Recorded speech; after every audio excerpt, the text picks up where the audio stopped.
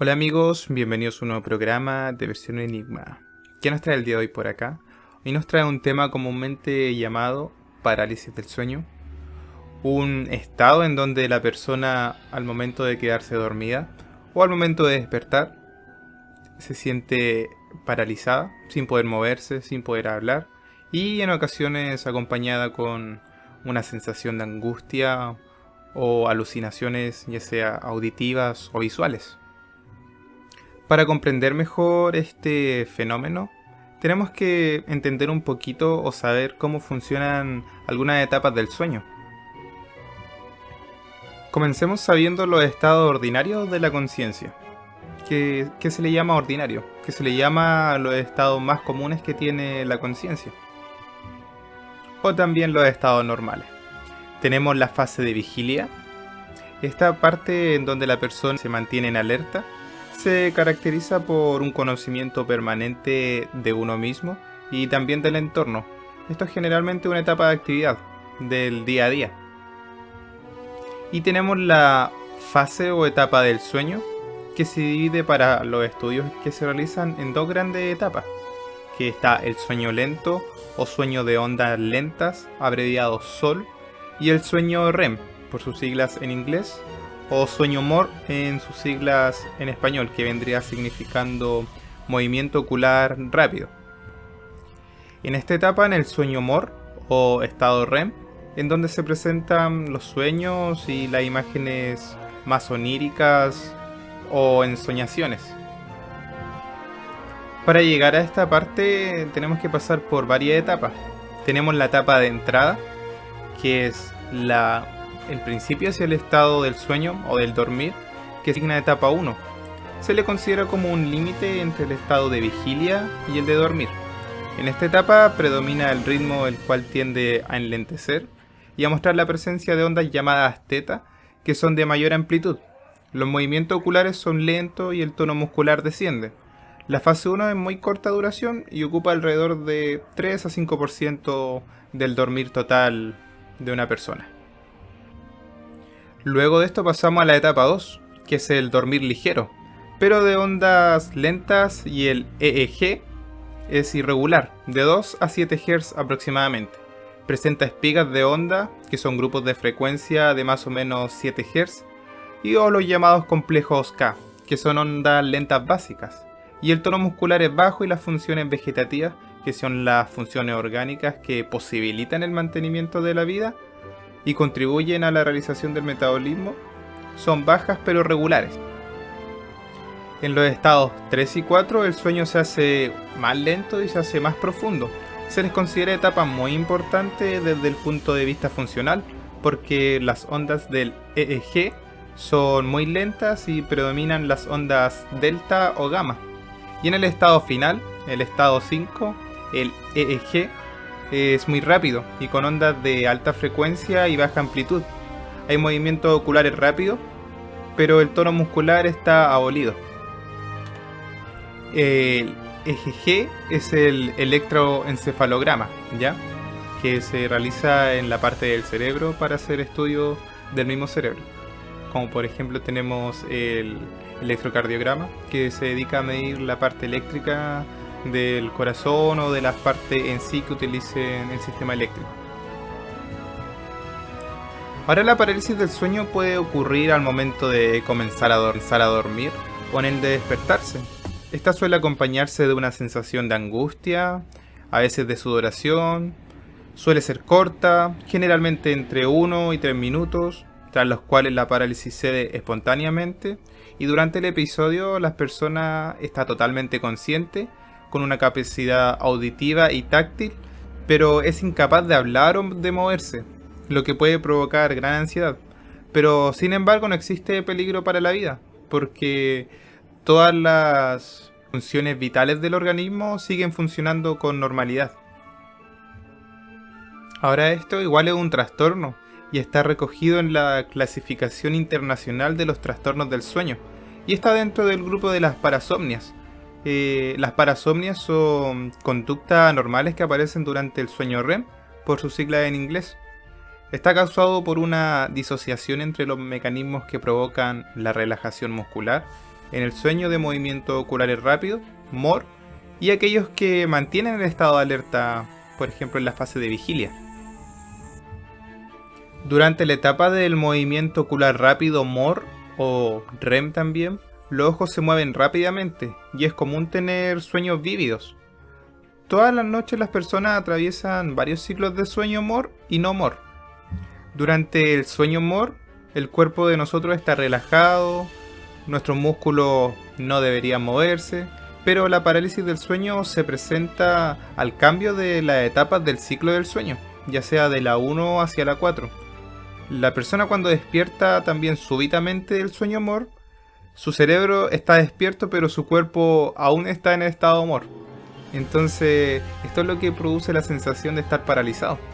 Hay un leve retraso ahí entre cerebro y despertar. Se considera que ocurre por lo menos una vez en la vida a un porcentaje muy alto de la población, entre el 50 y el 60% según los diferentes estudios que se han realizado. Pero yo diría que hasta un 80% de la población en general lo ha sufrido por lo menos una vez en su vida. Puede ocurrir en el mismo individuo de forma repetida entre un 3 a un 6%. Como había mencionado antes, los episodios son cortos, la duración es de aproximadamente 1 o 2 minutos. Los episodios terminan por sí solos o cuando se toca o se mueve a la persona. En este aspecto hay que mencionar que no hay que despertar a la persona bruscamente, sino que hay que moverla despacio o simplemente tocarla, para no producirle un mayor miedo o mayor angustia. A ciencia cierta no se conoce a cabalidad la causa exacta de la parálisis del sueño, pero las investigaciones muestran que la teoría más aceptada para explicar este fenómeno es que se produce una disociación entre los mecanismos que provocan la relajación muscular, como habíamos mencionado anteriormente, que es la parte del sueño de movimientos oculares rápidos, abreviados MOR, y aquellos que mantienen el estado de alerta, la fase de vigilia, por lo que el individuo despierta pero se mantiene en el estado de relajación, que es caracterizado por el estado MOR. Ahora, según mis investigaciones y a las personas que le he podido preguntar que han sufrido este fenómeno, he podido clasificar de que hay detonantes que son características de todas estas personas que pasan por episodios, ya sea un poco seguido o en el momento que la pasaron pueden describir lo que estaban ocurriendo o lo que les había pasado anteriormente.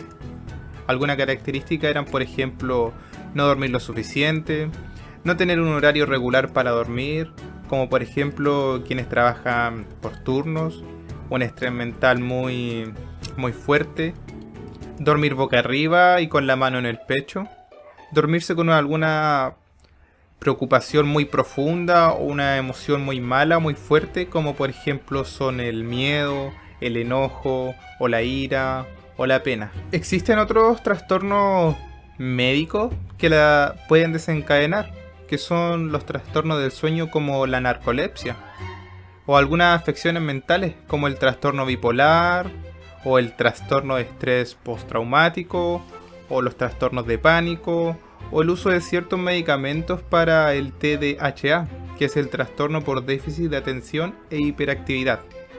También el uso de sustancias o drogas. Si la parálisis del sueño se produce en la fase de adormecimiento, se denomina forma predormicional. Y si tiene lugar al despertar, es la forma postdormicional. La mayor parte de las personas afectadas presentan únicamente episodios aislados a lo largo de su vida, pero sin embargo el trastorno puede tener lugar de forma repentina y asociarse a otros síntomas, como crisis de sueño a lo largo del día y pérdidas bruscas del tono muscular, que vendría siendo la cataplexia. En ese caso, la parálisis del sueño es considerado uno de los síntomas de la enfermedad denominada narcolepsia. Para quien no la conozca, ahí le queda tarea buscarla en Google. Ahora tenemos algunos tipos por las que se clasifican. Por ejemplo, tenemos las formas aisladas, que puede aparecer en personas sanas, que no tienen alguna patología, y en estos casos se puede asociar a niveles altos de estrés y de ansiedad, o a un sueño demasiado fragmentado. Por ejemplo, estar en la noche y dormir 2 horas y despertar, y después 3 horas y volver a despertar y así. Fragmentar el sueño por minutos y no hacerlo tan corrido, como por ejemplo sería dormir 7 horas seguidas. También el horario irregular, como habíamos mencionado. Los casos aislados ocurren más frecuente al levantarse. Y también está la forma familiar, que es cuando un grupo de personas de la misma familia pasa por este estado de parálisis del sueño, que ahí ya se asocia directamente a la narcolepsia. Aunque son muy pocos los casos que se han documentado en este estado de forma familiar. Se dice que entre un 40 y el 50% de las personas que sufren narcolepsia sufren parálisis del sueño. Ahora las características y detalles de las sensaciones. Tenemos las alucinaciones táctiles. Estas son comunes e incluyen la sensación de que el colchón se hunde, de que alguien se sienta, que le retiran las sábanas, o que le agarran de las manos, o que le hacen presión en el pecho, etc. También tenemos las alucinaciones visuales, que el estímulo externo que se percibe en el momento de la parálisis del sueño se reconoce como real. En el caso de la presencia, de sentir una presencia, a veces esta queda camuflada entre las sombras de la habitación. En algunos casos se relatan imágenes detalladas de objetos y de seres vivos, y un tercio de los afectados percibe imágenes vagas e indefinidas, y otras ven formas más concretas. También en muchos casos se percibe la proximidad de familiares cercanos o personas allegadas. Las alucinaciones auditivas. Se tiene la convicción de que los sonidos son reales y que provienen del exterior más que de su mente. Son sonidos diversos, muchas veces son mecanismos intensos, por ejemplo zumbidos, silbidos o chillidos. Y en otros casos son sonidos identificables, por ejemplo como timbres de teléfono o puerta, sirenas, viento, herramientas, golpes de puerta, o también se escucha que arrastran muebles, o que mueven vidrios o vajillas, música extraña que es irreconocible, un sonido de radio, un ruido blanco, o que se perciben varias voces humanas. Los sonidos más frecuentes en un 37% de los casos son en forma de griterío o leve susurro, sin mensajes identificables. Sensación de presencia. Esta parte es cuando la persona siente que hay alguna presencia en la casa y se le considera como un intruso. Se acompaña de apresión y temor. Esta presencia puede percibirse como amenazante o peligrosa, y el sujeto o la persona experimenta en ocasiones la necesidad de despertarse y moverse lo más pronto posible. También está la sensación de pánico. Esta se puede manifestar como dificultad para respirar, estrechez alrededor del cuello, como si estuviese siendo estrangulado, y las sensaciones de sofocación y asfixia. El sujeto puede experimentar por este motivo angustia, pánico y temor de morir asfixiado, aunque la parálisis del sueño, como dijimos, puede aterrorizar a la persona, pero nunca es peligrosa para la vida, porque todas las funciones vitales siguen funcionando con normalidad. Ahora esta vendría siendo la explicación más científica que le podemos dar o podemos encontrar para la parálisis del sueño, pero por su contraparte también tenemos una explicación más enigmática y misteriosa, la cual está asociada a fenómenos y entidades paranormales.